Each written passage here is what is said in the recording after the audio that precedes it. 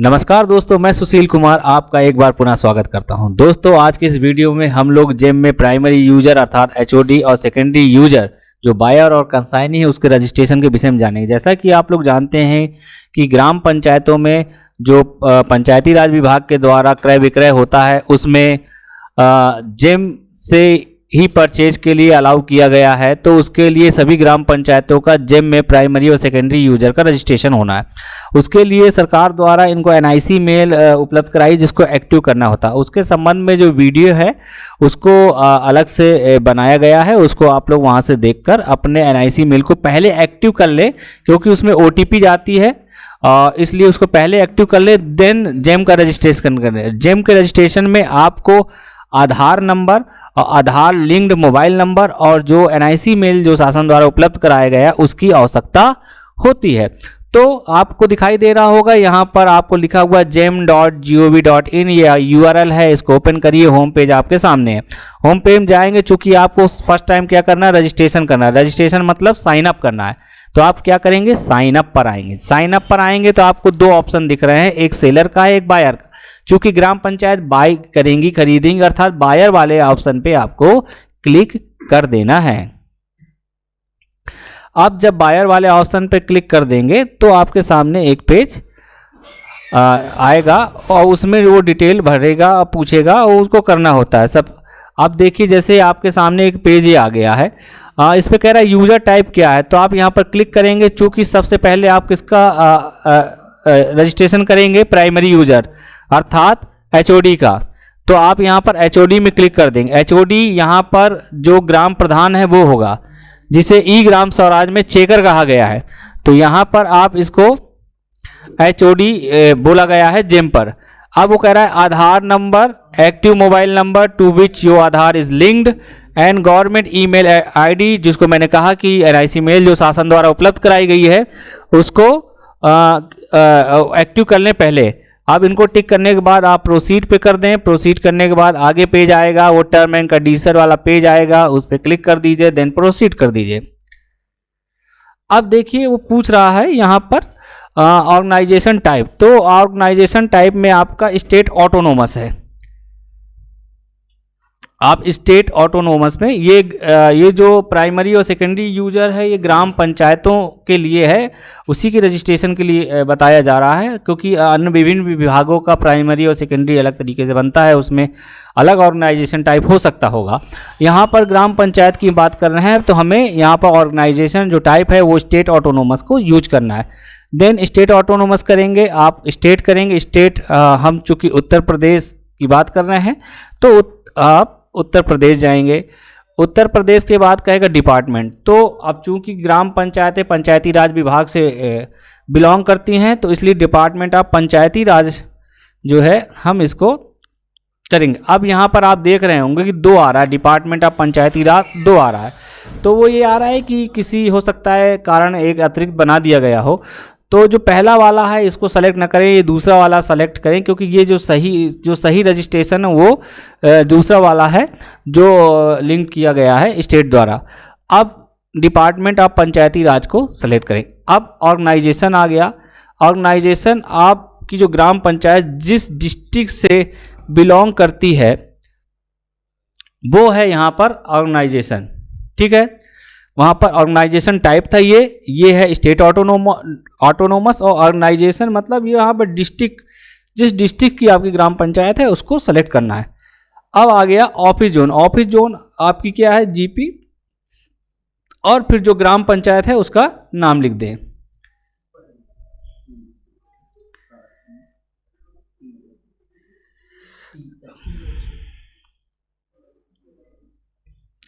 उस जीपी के नाम लिख दें, नेक्स्ट कर दें। फिर वो क्या करेगा, आधार नंबर जो ग्राम प्रधान है उसका आधार नंबर को वेरिफिकेशन कराएगा। तो यहाँ पर हम लोग आधार वेरीफाई कर लेते हैं। तो जैसे आधार नंबर डालेंगे और मोबाइल नंबर डालेंगे और उसको वेरीफाई करेंगे तो ओटीपी आएगी, देन ओटीपी से वेरीफाई होगा। तो इसको वेरीफाई करते हैं हम लोग। तो यहाँ पर आप देख रहे हैं कि ओटीपी जो है वो वेरीफाई हो गई है।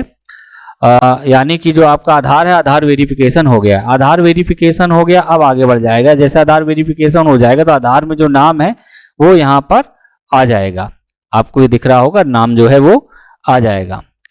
अब नेक्स्ट कर देते हैं। नेक्स्ट करने के बाद वो जो ऑफिशियल ईमेल एड्रेस है उसकी कह रहा है, तो ऑफिशियल ईमेल एड्रेस है वो आपको लिखना पड़ेगा, कॉपी पेस्ट नहीं होता है। तो इसको लिखते हैं यहाँ पर हम लोग .in।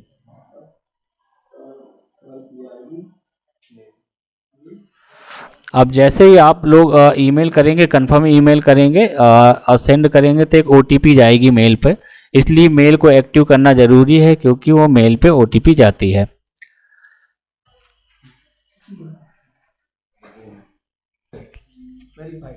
तो यहाँ पर आपका जो ईमेल है, ईमेल ओटीपी आई और ईमेल ओटीपी आई तो उसको वेरीफाई किया। वेरीफाई करने के बाद आपको नेक्स्ट कर देना है। इसको नेक्स्ट करते हैं। नेक्स्ट करने में यूजर आईडी मांग रहा है, चूंकि हम चेकर रजिस्ट्रेशन कर रहे हैं तो जो ई ग्राम स्वराज का जो चेकर आईडी है उसको बतौर यहाँ पर चेकर हमको लेना है। तो हम लोग ई ग्राम स्वराज की जो चेकर आईडी है उसको लॉगिन आईडी बनाएंगे।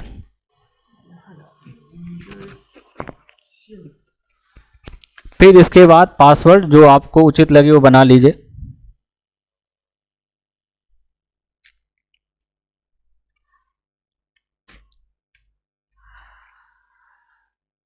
वैसे तो यहाँ पर जब हम जेम को खोलते हैं तो जेम में जो एनआईसी का पासवर्ड होता है उसके माध्यम से ही वो ओपन होता है।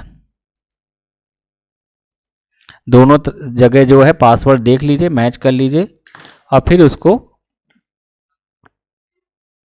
आप क्रिएट अकाउंट पे क्लिक कर दीजिए।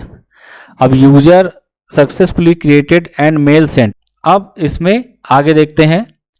अब यहाँ पर जो हमारा एचओडी है उसका जो पर्सनल डिटेल है उसको फिल करना है।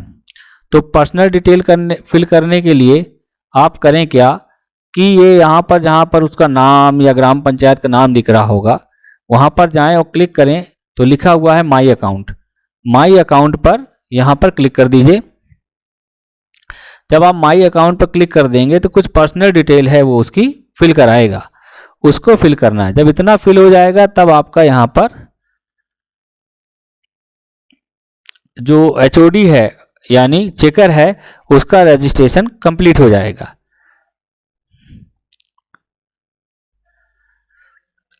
तो हम यहाँ पर पिन कोड लेते हैं, ग्राम पंचायत का पिन कोड यूज और जनपद का नाम लिख दीजिए। फिर इसके बाद एसटीडी कोड है उसको इस्तेमाल करिए। अगर ऑफिस का नंबर है तो उसको करिए, पर आजकल कोई ऑफिस का नंबर ये लैंडलाइन तो यूज़ करता नहीं है, तो मोबाइल नंबर का ही इस्तेमाल करिए। यूआरएल जो है, आप चूंकि उत्तर प्रदेश से बिलोंग कर रहे हैं, panchayati-raj.up.nic ये पंचायती राज विभाग की साइट है, इसका इस्तेमाल कर लीजिए। या ई ग्राम स्वराज पोर्टल है उसके यूआरएल को यहाँ पर इस्तेमाल कर लीजिए। सेव कर दीजिए। सेव करने के बाद कहेगा पेमेंट मेथड। पेमेंट मेथड होगा ई ग्राम स्वराज पोर्टल से, क्योंकि ई ग्राम स्वराज पोर्टल से पंचायती राज विभाग के द्वारा जो वित्त आयोग और पंचम वित्त और केंद्र वित्त का है उसका भुगतान होता है, तो उनके लिए जेम लागू किया गया है, इसलिए ई ग्राम स्वराज को यहाँ पर आप चूज करेंगे, ना कि अन्य किसी ऑप्शन को। सेव कर दीजिए। सेव करने के बाद वो कुछ पर्सनल इन्फॉर्मेशन मांगेगा। पर्सनल इन्फॉर्मेशन में उसकी जो डिटेल है वो आ चुकी है। आपको कुछ भरने की यहाँ पर ज़रूरत नहीं है, केवल कह रहा है are you register for GST. व्यक्ति है जो जीएसटी के लिए रजिस्टर नहीं हुआ होगा तो आप नो कर दीजिए। फिर जो आई हेयर बाय डिक्लेरेशन यानी डिक्लेरेशन लाइन है उसको आप क्लिक करिए और सेव कर दीजिए।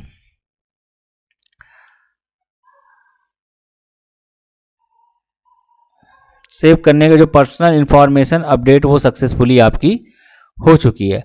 अब होगा क्या, अब यहाँ पर देखो एलजीडी कोड के लिए पूछ रहा है, एचओडी वेरिफिकेशन डिटेल। अब यहाँ पर क्या होगा, हम लोग एलजीडी कोड सेलेक्ट करेंगे। ध्यान दीजिए जो एलजीडी कोड होगा वो वही इस्तेमाल करेंगे जो ग्राम पंचायत का है। कोई भी एलजीडी कोड अगर आप गलत कर लेंगे तो ये आपका जो रजिस्ट्रेशन गलत हो जाएगा। फिर बहुत दिक्कत होगी और इसको सही कराने में भी बड़ी दिक्कत होगी। इसलिए जो अब एलजीडी कोड है वो एकदम सही इस्तेमाल करें। तो कैसे इस्तेमाल करेंगे, क्योंकि ई ग्राम स्वराज में यदि ग्राम पंचायत भुगतान बहुत फ्रिक्वेंटली कर रही है और आसानी के साथ हो रहा है, इसका मतलब उसका एलजीडी में एलजीडी कोड वगैरह सही है। तो आप वहाँ से उसके एलजीडी कोड को निकाल के और यहाँ से ही मिलान करके उसको सेलेक्ट करिए। तो आप जैसे ग्राम पंचायत का एलजीडी कोड देख रहे हैं, जो हमारी जो ग्राम पंचायत है इसका एलजीडी कोड हम लोग देख के उसको फिर सेलेक्ट करते हैं। यहाँ पर हमारा एलजीडी कोड हमने देख लिया है और वहाँ पर हम इसको देखते हैं। तो जाते हैं एलजीडी कोड पर, हमने क्लिक किया और हमारा जो एलजीडी कोड था उसको सर्च करते हैं। ये एलजीडी कोड आ गया। आप सही एलजीडी कोड पर ही इस रजिस्ट्रेशन को क्या कहते हैं करना है। अगर आप एलजीडी कोड गलत कर लेंगे तो वो दूसरे गांव का रजिस्ट्रेशन हो जाएगा, फिर दिक्कत बहुत हो जाएगी। फिर हम यहाँ पर मतलब गलती की बहुत गुंजाइश बिल्कुल नहीं है।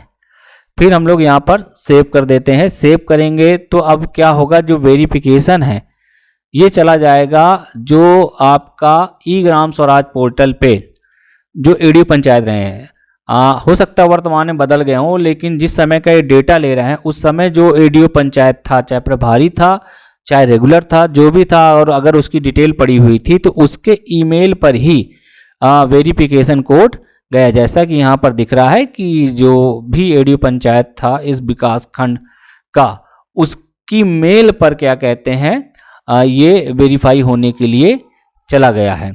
तो अब जब इसके आगे तब काम हो पाएगा जब ये जो आपका चेकर है वो वेरीफाई होगा संबंधित एडीओ पंचायत की लॉगिन से। तो उसको वेरीफाई कराते हैं, देन इसके आगे का प्रोसेस हम लोग देखते हैं।